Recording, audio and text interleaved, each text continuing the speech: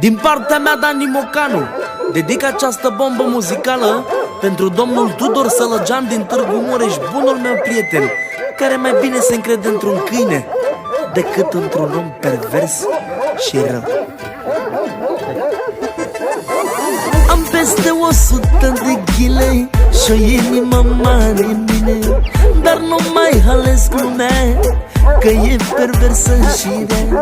Am preferat să-mi iau acasă un câine frumos de rasă, să-l cresc, să-l îngrijesc, că el nu este pervers. Am peste 100 de ghile și o inimă mare în mine, dar nu mai ales lumea, că e perversă și rea.